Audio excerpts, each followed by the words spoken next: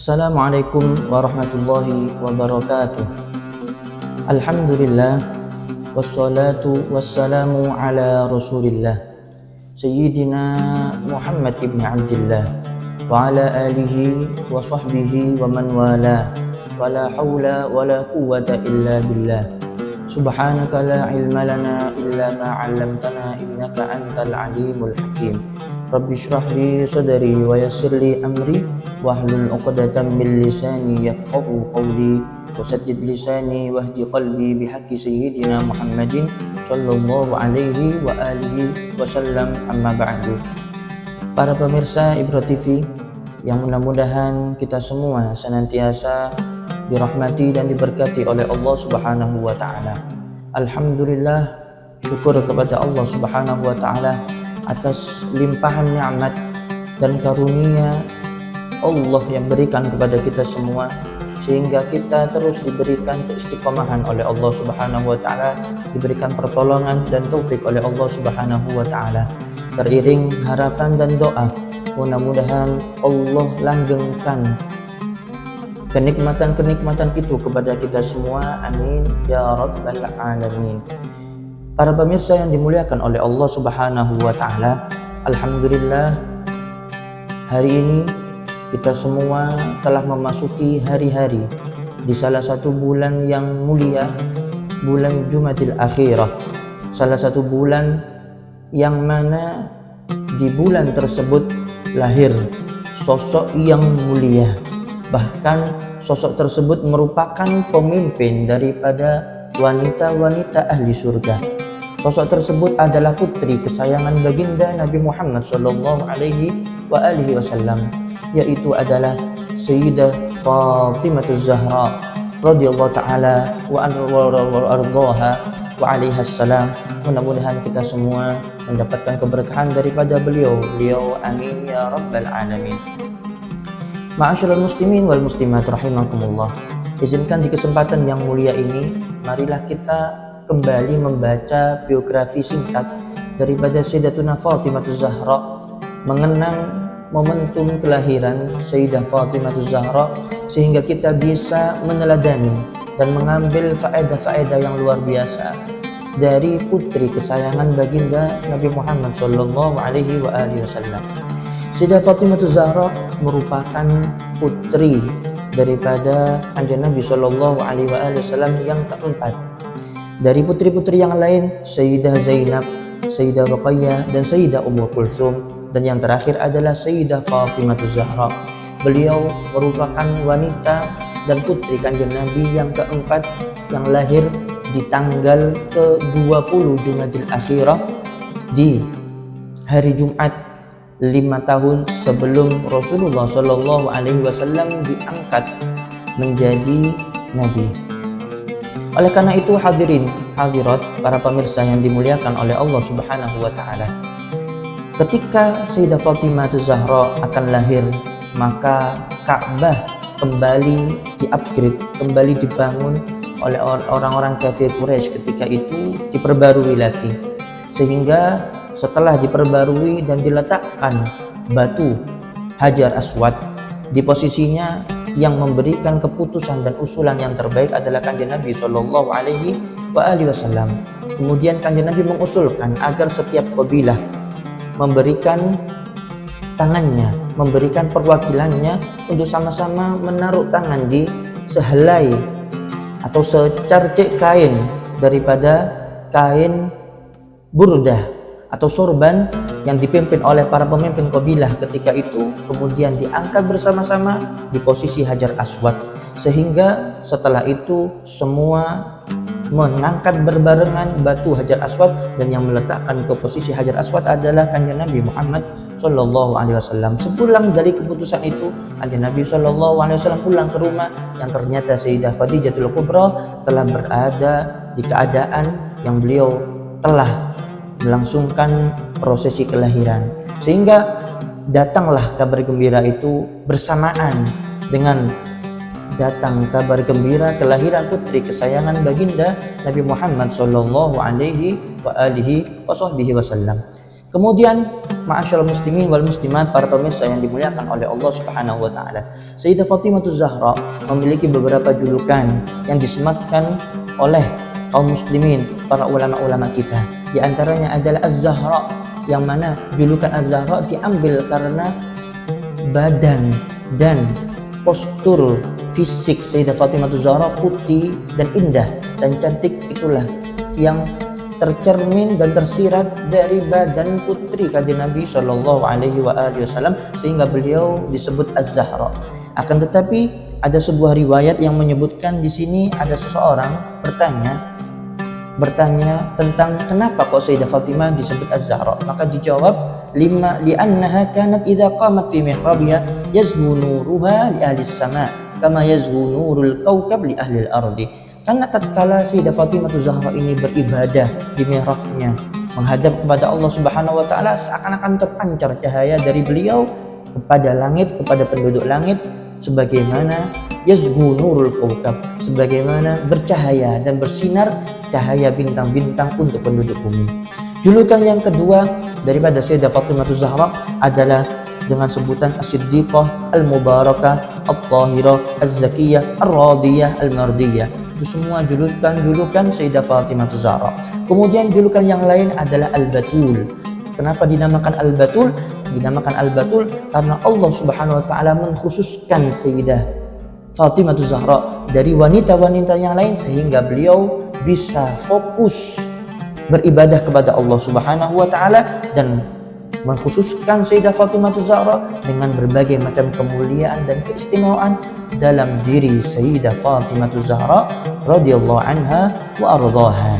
Ada yang mengatakan juga karena Sayyidah Fatimah Zahra dinamakan Al-Batul karena beliau yang mirip, diserupakan dengan Sayyidah Maryam, istri daripada Fir'aun, dalam kedudukannya di sisi Allah Subhanahu wa taala. Yang keempat, beliau dijuluki Ummu Abiha, ibu daripada ayahnya, yaitu ibu daripada kanjeng Nabi Shallallahu Alaihi Wasallam. Tentunya kita tahu ibunya kanjeng Nabi adalah Sayyidatuna Aminah, akan tetapi beliau dijuluki dengan ibu dari ayahnya, yaitu ibu kanjeng Nabi Shallallahu Alaihi Wasallam dalam risalah, dalam merawatnya, dalam memerhatikan kanjeng Nabi Shallallahu Alaihi Wasallam, memiliki perhatian khusus dan lebih perawatan yang lebih kepada kanjeng Nabi Shallallahu Alaihi Wasallam yang dilakukan oleh Sayyidatuna Fatimah Zahra kepada kanjeng Nabi Shallallahu Alaihi Wasallam, sehingga beliau dijuluki Ummu Abiha. Itulah berbagai macam julukan-julukan baginda Nabi Muhammad Shallallahu Alaihi Wasallam yang diberikan kepada putri kesayangan, yaitu adalah Sayyidatuna Fatimah Zahra Ummu Abiha Al-Batul radhiyallahu anha wa ardhaha. Mudah-mudahan kita semua mendapatkan keberkahan daripada putri kesayangan baginda Nabi Muhammad Shallallahu Alaihi Wasallam. Sayyidatuna Fatimah Zahra, tatkala beliau kecil, beliau tumbuh di lingkungan kanjeng Nabi Shallallahu Alaihi Wasallam. 5 tahun setelah beliau lahir, beliau dapati kanjeng Nabi Shallallahu Alaihi Wasallam mengumumkan kenabiannya, sehingga kanjeng Nabi mulai berdakwah kepada satu orang tetangga-tetangga, kerabat terdekat.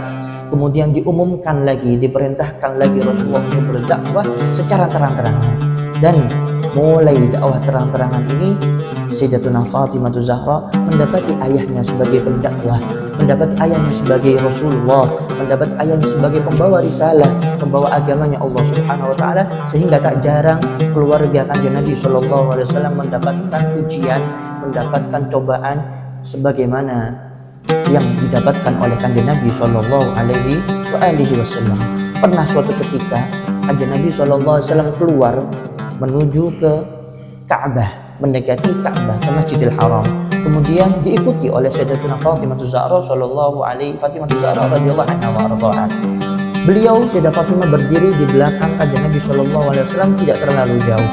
Kemudian ketika Sayyidatuna Fatimah mengawasi dan melihat kanjeng Nabi Shallallahu Alaihi Wasallam, kanjeng Nabi waktu itu dalam keadaan sujud beribadah kepada Allah Subhanahu wa taala menghadap ke arah Ka'bah. Tiba-tiba ada salah satu orang kafir Quraisy yang bernama Uqbah bin Abi Mu'ayth datang membawa isi jeruan daripada unta, kemudian diletakkan di punggung kanjeng Nabi Shallallahu Alaihi Wasallam yang waktu itu beliau dalam keadaan bersujud. Melihat daripada itu, langsung seketika Sayyidatuna Fatimah Zahra menghampiri dan lari menuju kanjeng Nabi SAW sebagai ayahnya. Kemudian dia bersihkan kotoran itu yang berada di atas pundak baginda Nabi Muhammad SAW sambil menangis. Tatkala kotoran-kotoran yang ada di pundak kanjeng Nabi SAW dibersihkan dengan bersih oleh putri beliau Sayyidatuna Fatimah Zahra, maka kanjeng Nabi kemudian SAW mengangkat kepalanya seraya berdoa dengan doa yang didengar oleh orang-orang kafir Quraisy yang waktu itu berkumpul di dekat kanjeng Nabi SAW. Allahumma alaika bil mala' min Quraisy, Allahumma alaika bi Abi Jahal bin Hisham wa Utbah bin Rabi'ah wa Syaibah bin Rabi'ah wal Walid bin Utbah wa Uqbah bin Abi Mu'ayth wa Ubay bin Khalaf fa khash'al musyrikuna li du'aih. Maka dengan doa kanjeng Nabi SAW seperti itu, maka orang-orang musyrik mereka ketika itu diam, tidak bisa berkata apa-apa, dan mereka semuanya memejamkan matanya sampai Rasulullah selesai berdoa. Kenapa? Karena mereka tahu Rasulullah ini terkenal jujur, terkenal mujarab, terkenal terpercaya, sehingga kalau Rasulullah berdoa maka 99,9% doanya akan diijabahi oleh Allah Subhanahu wa taala, alias pasti diijabahi oleh Allah Subhanahu wa taala. Maka itu yang mereka khawatirkan, dan maha benar Allah Subhanahu wa taala, dan benar doa kanjeng Nabi SAW diijabahi oleh Allah Subhanahu wa taala, sehingga ketika perang Badar mereka semua yang didoakan oleh kanjeng Nabi mereka ketemu dalam keadaan mati, dalam keadaan yang mengenaskan, kecuali Uqbah bin Abi Mu'ayth. Dia tertangkap dan dipenggal oleh Sayyidina Ali bin Abi Thalib karena menjadi tawanan perang. Itulah orang-orang yang memusuhi daripada kanjeng Nabi SAW. Dan kita lihat bagaimana peran Sayyidatuna Fatimah Zahra, putri kesayangan kanjeng Nabi SAW, dalam dakwahnya. Beliau mengikuti kanjeng Nabi dan beliau yang membersihkan atas dan pundak daripada kanjeng Nabi SAW yang waktu itu dilumuri dengan kotoran-kotoran oleh kafir Quraisy. Dan juga beberapa kali kanjeng Nabi SAW memberikan contoh, memberikan permisalan dengan keluarganya kanjeng Nabi, bahkan dengan putri kesayangan kanjeng Nabi yaitu Sayyidah Fatimah. Sebagai bentuk kanjeng Nabi ini tidak pilih kasih, perlakuan Rasulullah terhadap putrinya sama perlakuan Rasulullah dengan umatnya, dengan orang-orang yang lain, sehingga tidak ada alasan orang yang memiliki nasab yang mulia, pangkat yang mulia, kemudian dibebaskan dari hukuman, dibebaskan dari ujian atau bala dari Allah Subhanahu wa taala. Karena suatu ketika ada orang datang kepada kanjeng Nabi SAW yang waktu itu dia mencuri dan ketahuan di zamannya kanjeng Nabi, sehingga waktu itu para sahabat ingin menyodorkannya kepada kanjeng Nabi SAW, minta keringanan agar gak dipotong oleh kanjeng Nabi SAW. Apa kata kanjeng Nabi SAW? Lau anna Fatimah binti Muhammadin saraqat laqata'tu yadaha. Kalau seandainya Fatimah bintu Muhammad, putriku, putri kinasihku yang paling aku sayangi ini mencuri, pasti aku akan memotong tangannya. Menunjukkan bahwasanya kanjeng Nabi tidak pilih kasih dalam hukuman Allah Subhanahu wa taala, dan bukan berarti di sini Sayyidah Fatimah akan mencuri atau pernah mencuri, akan tapi ini sebagai contoh tauladan bagi kita, tidak pandang bulu dalam menghukum seseorang dalam syariatnya Allah Subhanahu wa taala. Apabila ketahuan bersalah maka tidak ada yang disepelekan, tidak ada yang pilih kasih, semuanya berhak dihukum dengan hukumnya Allah Subhanahu wa taala. Itulah macam-macam permisalan kanjeng Nabi SAW terhadap putri dan keluarganya kanjeng Nabi SAW, sehingga kanjeng Nabi mendapati berbagai macam cobaan dalam fase-fase hidupnya, dalam fase-fase dakwahnya, sampai suatu ketika kanjeng Nabi SAW itu pernah diboikot oleh orang-orang kafir Quraisy, berada di lembah namanya lembah Syi'ib Abi Thalib. Rasulullah bersama putrinya dan bersama istrinya Sayyidah Khadijah, kemudian Sayyidatuna Fatimah Zahra dan saudarinya ketika itu mendapati Ummu Kulsum, mendapati Sayyidah Khadijatul Kubra ketika itu menangis, sehingga kedua putrinya Sayyidah Ummu Kulsum dan Sayyidah Fatimah tanya kepada ibunya, limadza tabkina ya umma, wahai ibu, kenapa anda itu menangis? Maka dijawab, faqad nalat as-sinuna minni ya ibnati wala budda lil ajalil mahtum an ya'tiya qariban. Sungguh tahun-tahun ini kita terkena ujian dari Allah Subhanahu wa taala, wahai kedua putriku, maka suatu saat ajal akan datang pada waktunya.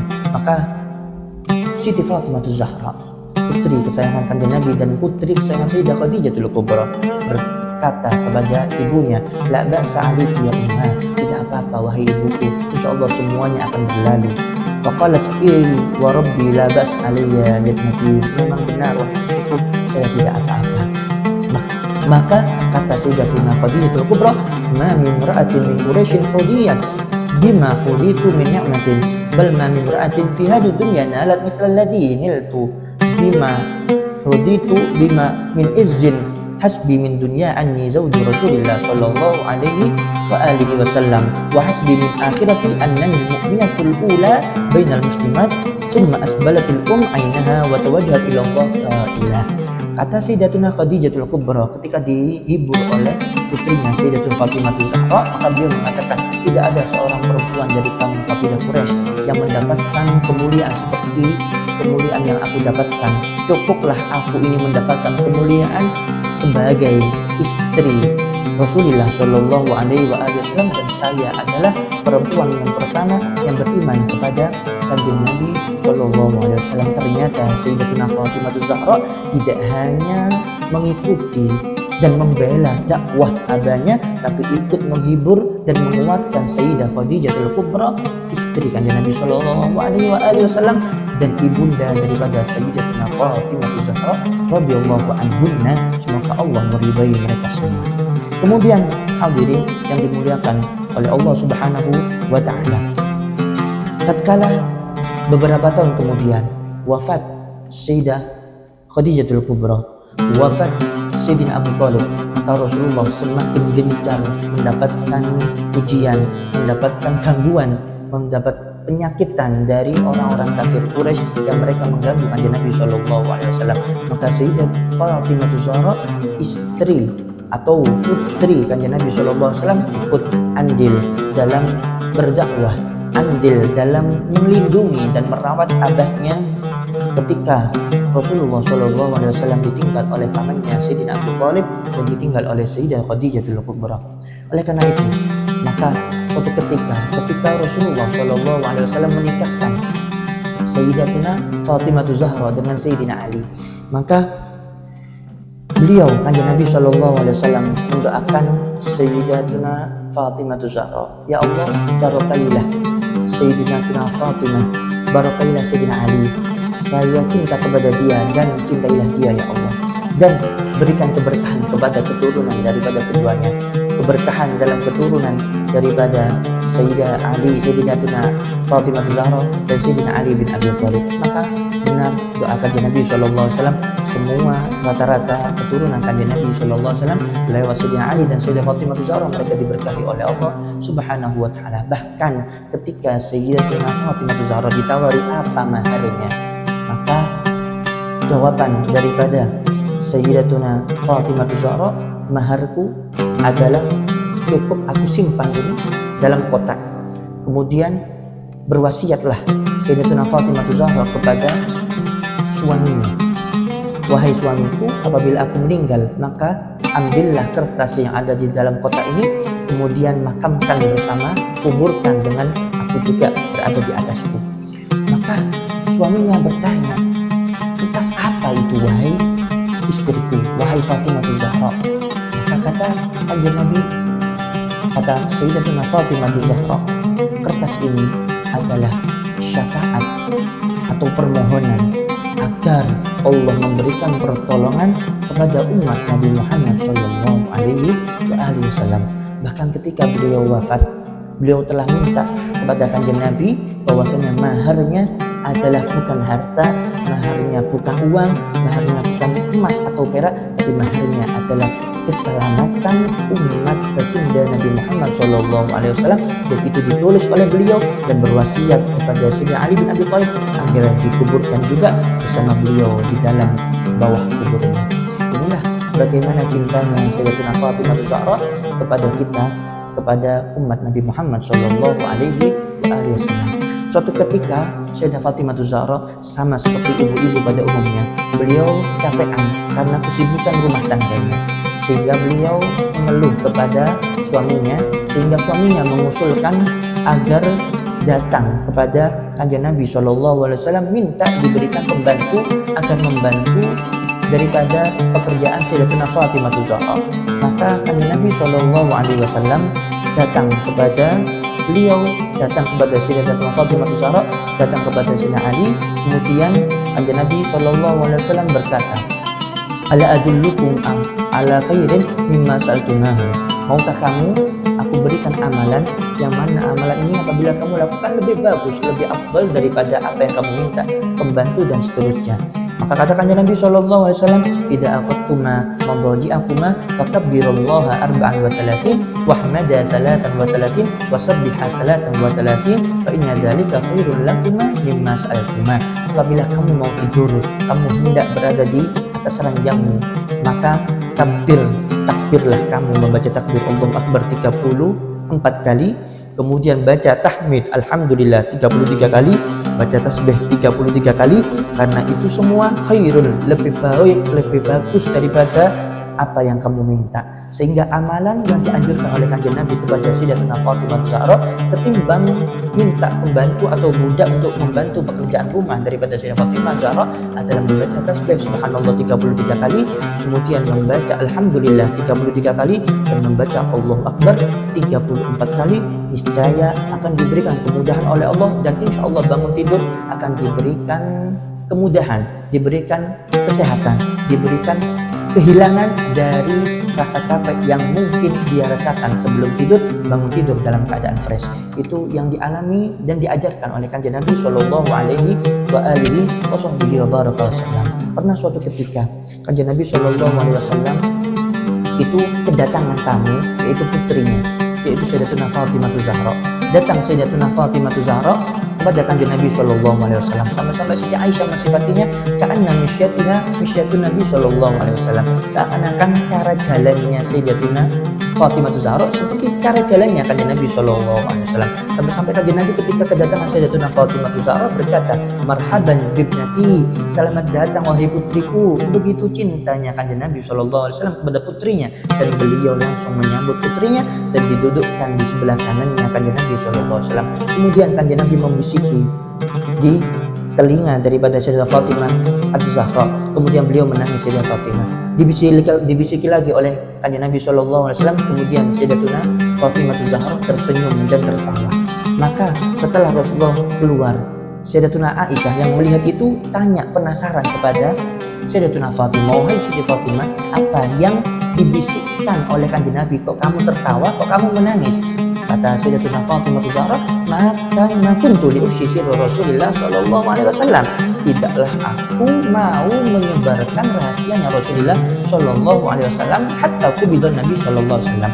Sampai Rasulullah wafat baru Sayyidah Aisyah menanyai pertanyaan itu lagi kepada Sayyidatuna Fatimah Zahra. Maka dijawab oleh Sayyidatuna Fatimah Zahra, ketahuilah wahai Siti Aminah ummul mukminin, bisikan yang pertama ketika aku menangis maka adalah Kanjeng Nabi masih tahu aku bahwasanya malaikat Jibril setiap tahunnya bulan Ramadan itu 1 tahun sekali datang kepadaku. Tapi tahun ini Kanjeng Nabi kedatangan malaikat Jibril 1 tahun 2 kali. Maka kata Kanjeng Nabi SAW, tidaklah itu sebagai petanda kecuali aku akan meninggal dunia. Dan kata Kanjeng Nabi SAW, dan kamu adalah putriku yang pertama kali nyusul aku setelah aku wafat. Maka aku menangis. Bisikan yang kedua adalah kata Kanjeng Nabi Shallallahu Alaihi Wasallam menghiburku, amat tardina antakuni sayyidatan nisa'i ahlil jannah atau nisa'il mu'minin. Tidakkah kamu ridho, maukah kamu aku jadikan engkau sebagai penghulu, pemimpin perempuan ahli surga atau pemimpin wanita-wanita mukminin? Maka dengan hiburannya Kanjeng Nabi itu, Sayyidatuna Fatimah Zahra bergembira dan tersenyum sehingga beliau tertawa. Dan itulah merupakan biografi sekilas daripada Sayyidatuna Fatimah Zahra, bagaimana kisahnya, bagaimana sayangnya beliau kepada Kanjeng Nabi, dan bagaimana sayangnya Kanjeng Nabi Shallallahu Alaihi Wasallam kepada Sayyidatuna Fatimah Zahra.